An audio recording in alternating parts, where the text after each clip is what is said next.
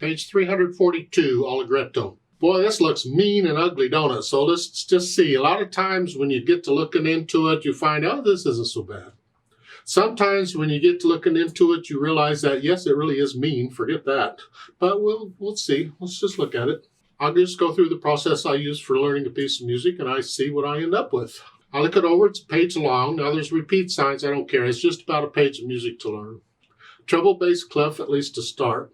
No sharps or flats in the key signature, so we're either in the key C major or A minor. If I look at the last measure, we're here. It's an A minor chord. Figure we're in A minor.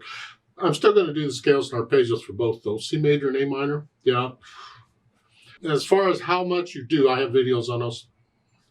If you don't know them at all, you do it one octave. But by now, you should know them, and you should know them well. So you should be doing them 2 octaves, in my opinion. And then 2/4 time signature. That means these 16th notes are 1 eanda, 2 eanda. We'll just slow it down a little bit. Right hand first, let's see what we got. We're starting here. There's 1 eanda. 1 eanda, 2 eanda, 1 eanda, 2 eanda, 1 eanda. That's basically all it is. Let's go down to measure 8. It's here. You recognize those notes just as a broken chord. When you can recognize these patterns, it makes it a little easier. It's like that at the beginning. That pin is scale, you just recognize it. Okay, I can play that. Measure 8's a broken chord. And then they want 1, 2. This puts us in position for coming, and that's okay. Now we're in C major.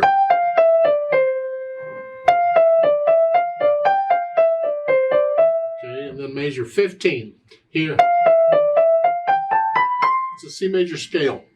This is a beauty of knowing the scales, is that when you get these passages in music, they're usually just part of a scale or whatever, and you just play them. You can already play it. So that measure 15 shouldn't be a problem. And then you come to 1, 4. So now we're going back into A minor. And again, if you're doing them 2 octaves, this part should not be a problem. And we wanted this fingering they're doing because, I want to connect all the notes if I can, and the fingering allows me to do that. In measure 16, is it? Here. Doing that. Then at the end, the last 2 measures, you cross over. You say, what key is that? Well, it's an A minor scale, but it's melodic minor. Remember, in melodic minor, when you go up, you raise the 6th and 7th step. Going up. If that were to show it coming back down, they'd probably have an F natural and G natural in it. Here. That's melodic minor, and that's all they're doing here, except they're starting on a G sharp. Doesn't matter. It's still a scale. Left hand, well, you see it's a broken chord. If you take all those notes together, it's an A minor chord. But here, the way it's written, we have 2 voices. So the bottom voice is the dotted half note, or the half note. You're going to hold it down for 2 counts. And while you're holding it down, you're going to do the 8th notes. 1.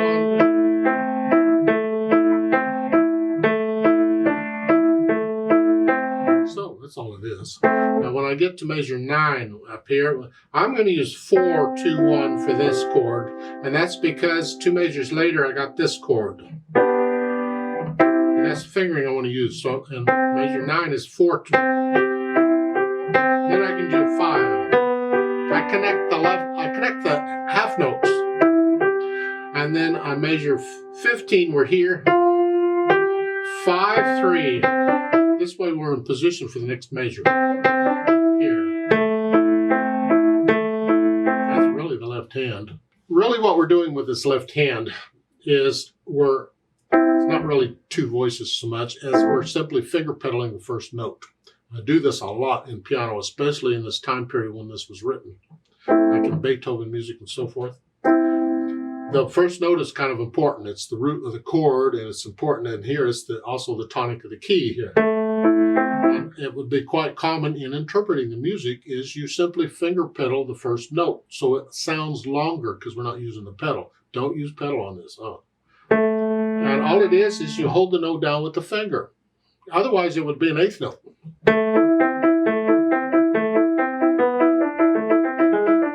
Just lot of times it's written that way, but in interpreting it, we would hold it down with the finger. Just because it's an important note, we want it to last longer. Do that with Beethoven quite a bit. Here, they've written it that way, so you hold it down. So as you're doing this in the right hand, I'm holding that down throughout.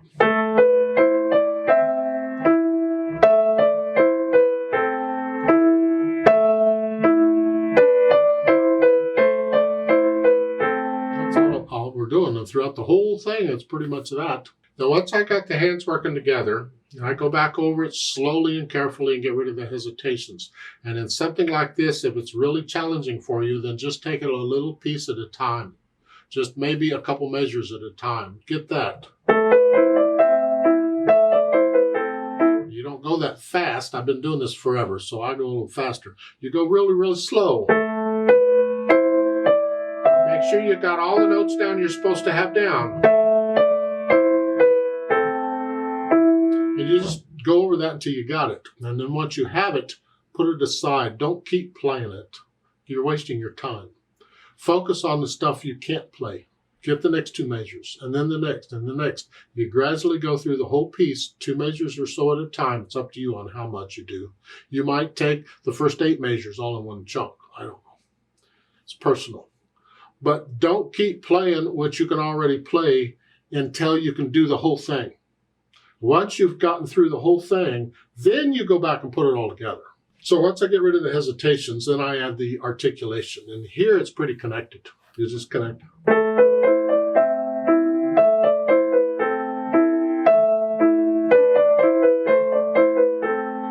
Now it was quite common back when this was written, when they would put slurs over the music, they would generally not put slurs across bar lines.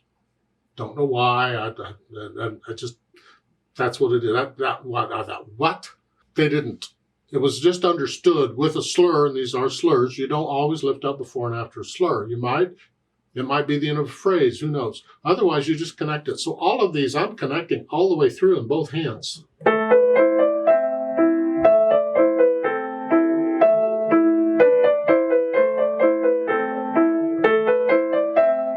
Now, if you can figure out where the phrases are, you can lift up with the phrasing. In some cases, it looks like they're giving you staccatos to help you. Oh, a phrase ends here, because you don't really need the staccatos. But it's like, is it 4 measure phrases? Lift up.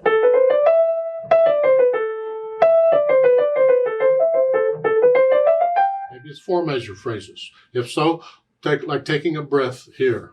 Yeah. You're cutting the one note a little bit short to put in the phrasing. Now, a measure 8, they give you staccato.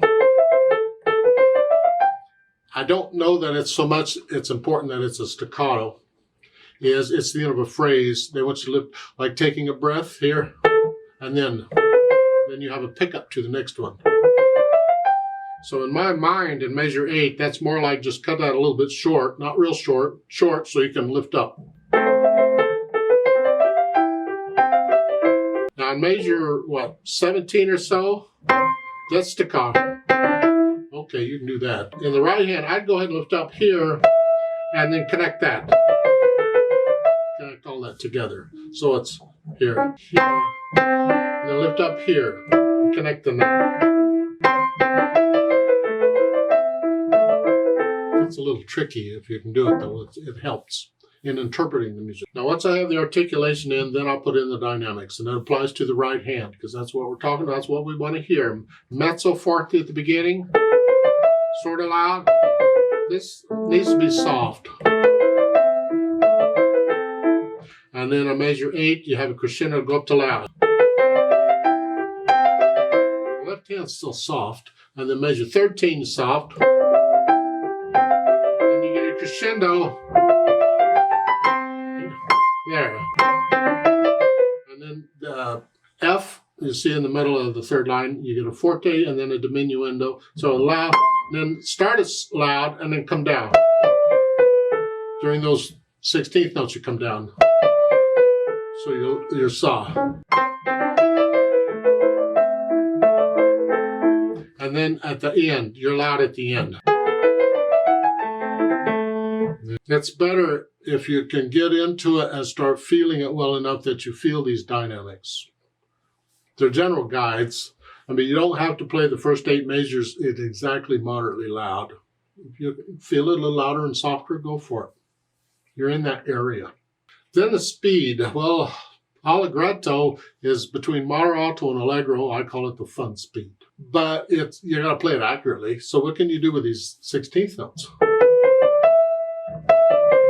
How fast can you play those accurately? And that's going to be your Allegretto for now. Now they put in between the stabs dolce.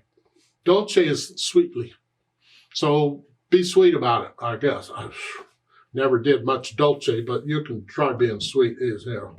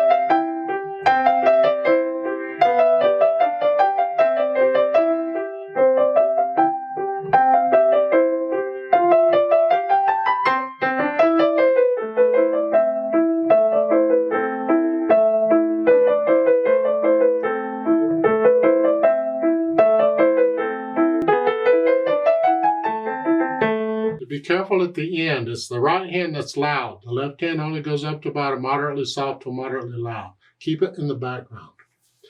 The user or the listener needs to understand where the melody is. And if you play the left hand too loud, that starts sounding like melody. It gets confusing. So it's got to be clear. The left hand is not playing the melody. Let's play this together very slowly and check the notes and the rhythms. I'm going to put the metronome on 8th notes because we got all these 16th notes running around. So I'll give us 2 quarter notes to come in, and then we'll play it together. We'll do the repeat. You see the repeats, and you know how that works, I hope. We won't do any dynamics. We're not performing it. We're just checking notes and rhythms. 1 and 2, go.